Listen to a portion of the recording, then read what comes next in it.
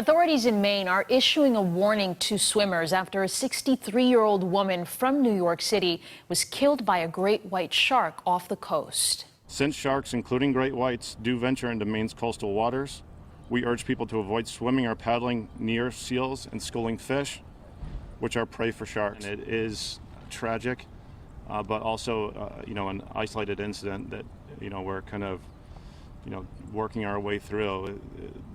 The state's never seen. CBSN Boston's Lisa Gresci has more on this tragic story.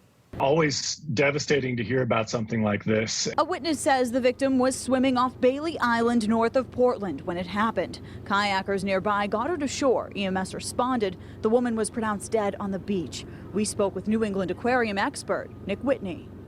There are a few ways to identify what kind of shark. I mean, in these waters this time of year, I think generally the assumption is always that it's a white shark unless proven otherwise.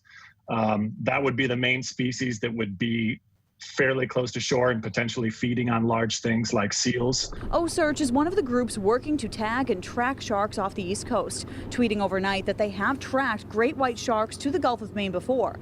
They say this tragedy highlights the need to ramp up efforts to learn more about sharks' habitats and movements along the Northeast coast. More collaboration in key locations such as Massachusetts and Maine will allow us to inform local communities in a more comprehensive way.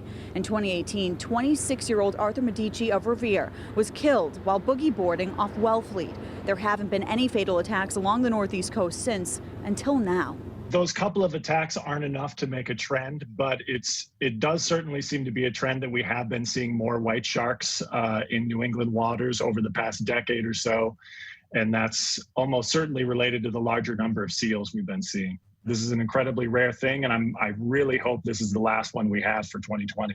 This would only be the second shark attack in Maine's recorded history and the first one ever to be deadly. Reporting in Boston, Lisa Gresci, CBSN Boston.